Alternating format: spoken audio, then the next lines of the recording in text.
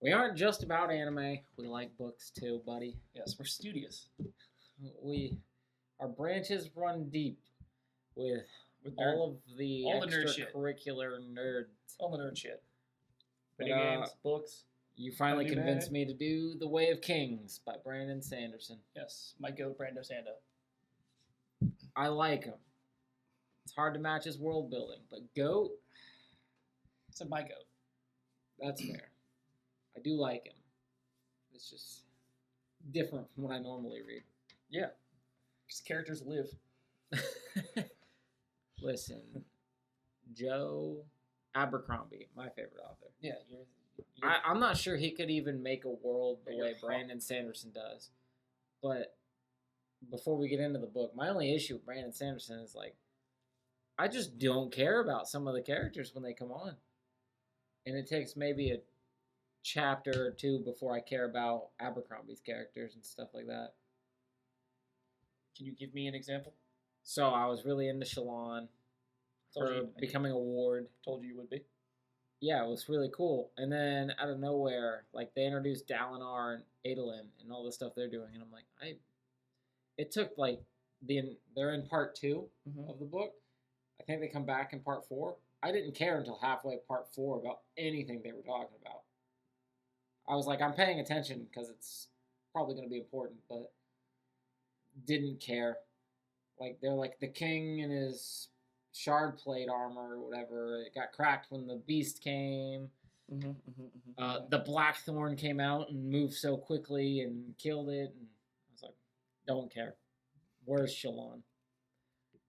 Kaladin? It's valid. Kaladin is like, I'll give it to him. This is one good character, like the top tier echelon so far, because one minute I'm like, oh, this guy is goated. The next minute I'm like, I hate this guy. Why does just jump into the chasm. Let's. I'm gonna tell you right now. There's gonna be a whole lot of that. See, I can already picture it. Without too many spoilers, there is a whole book where like the entirety of the book is depressed Kaladin until the end. What? The entire book? Yes. Like Rock dies is the only thing I can basically imagine. the whole book. Or Teft. Or I couldn't save them. What's the point of doing this? I couldn't save them. I mean, you just described Kaladin. Exactly. Oh my god, it's irritating. Badass spearmaster and leader, and Yeah, you got some guy going, yeah, you're really good, Gancho.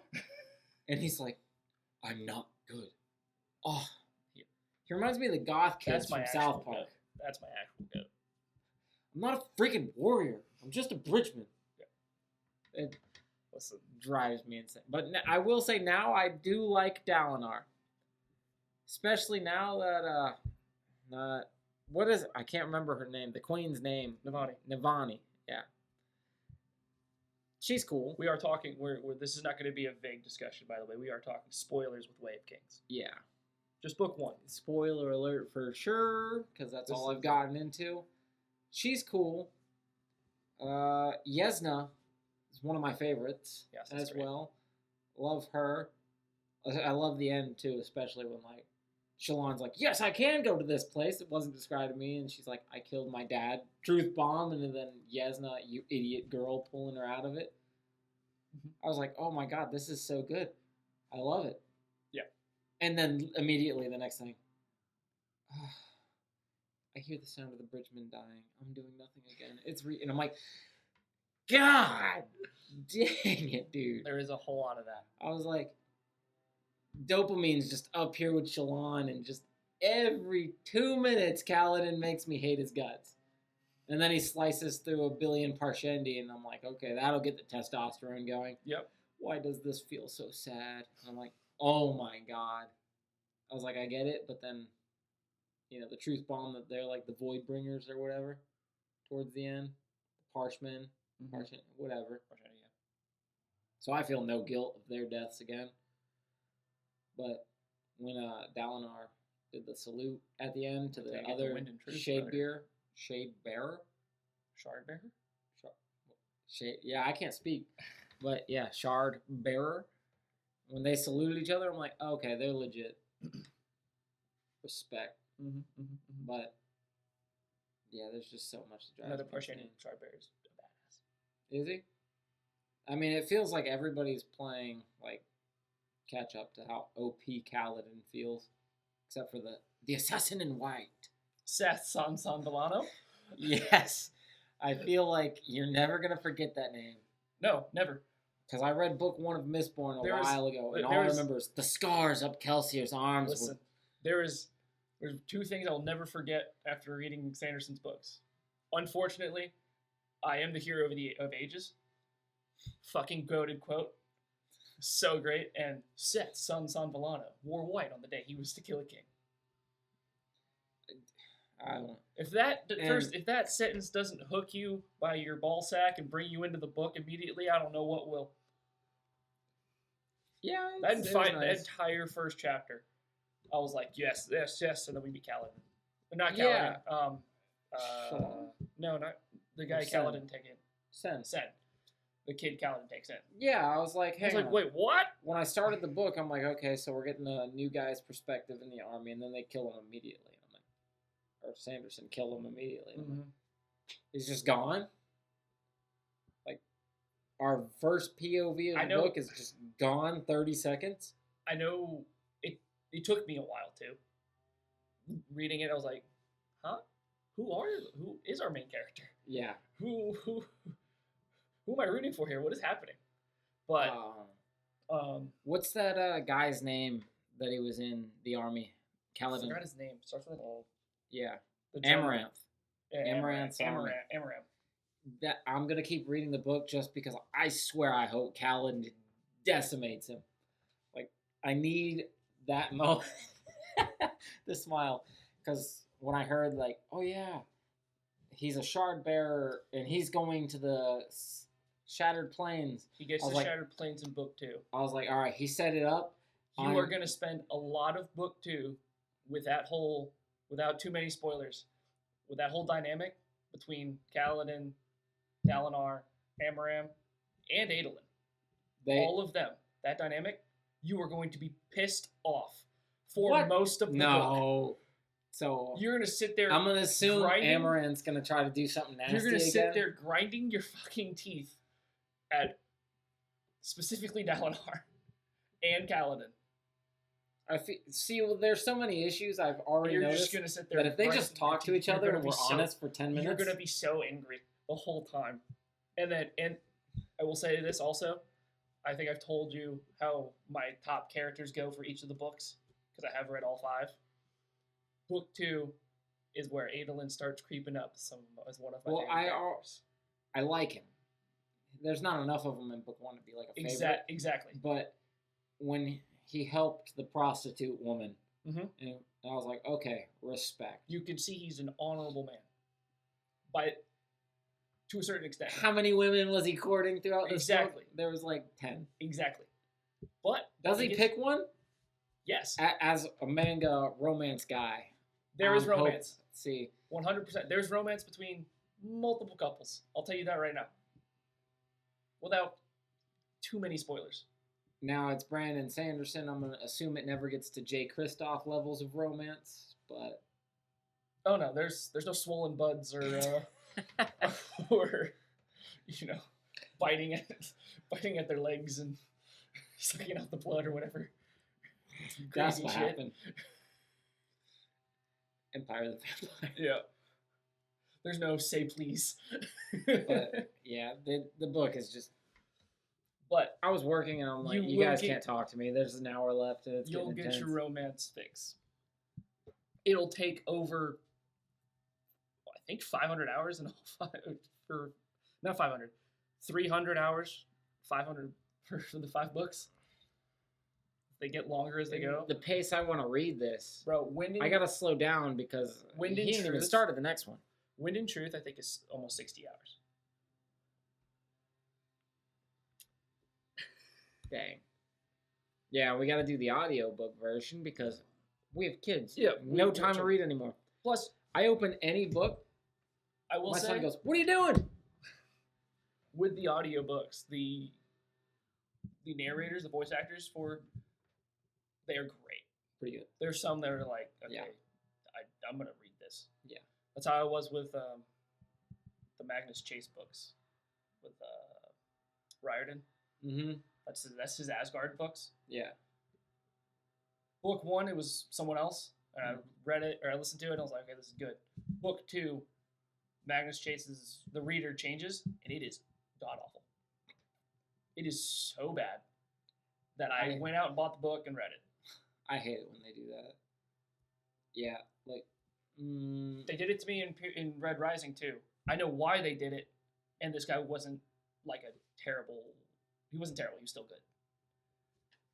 But, yeah. That's crazy. I do love me the Mario books. Yeah. Anything else you want to add, or any questions you got? I'm trying to think. Of Kings without too many spoilers. Yeah, because everything spoilers. Because I'm actually everything you're gonna ask is it'll take a while. 100 years. Because they're gonna tickle my fancy, dude. All he does is drop little hints the entire time, and then out of like the last 2 hours of the book was like, oh yeah, this is what's been happening. This is what's been happening. Like Dalinar seeing the Almighty. The Voidbringers are the Parshmen. Why are they enslaved and why do they get enraged? I assume it's something to do with like Wind and Truth is when you find that out. I was like, I assume it's something to do with them, the dead process. How they handle the dead. Wind and Truth is when you find that out. I don't know which one's next. It's the last one. Oh, okay. What else? What else did they drop? That Kaladin is figuring out how to Stormlight. That's the next book. Yeah. I'm applying 2 lashings to this to bind it.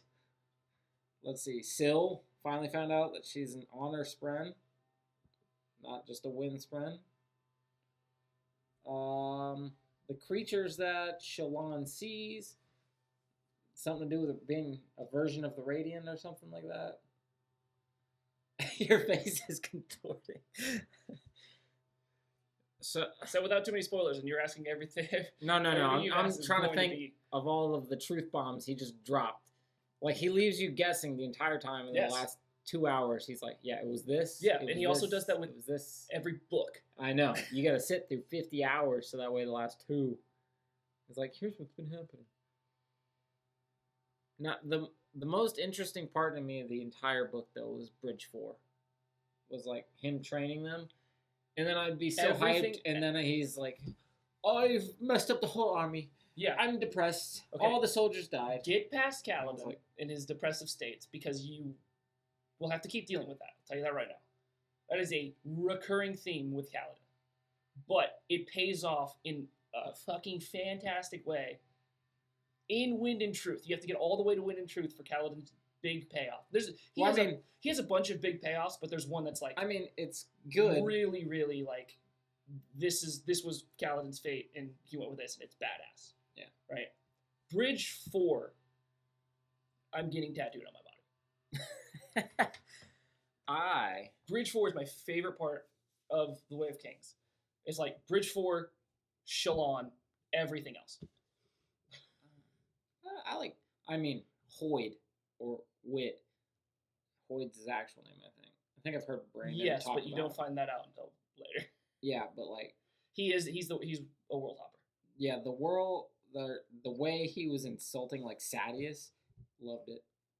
Wit is the best. And just what else? Wit is also a character that you like.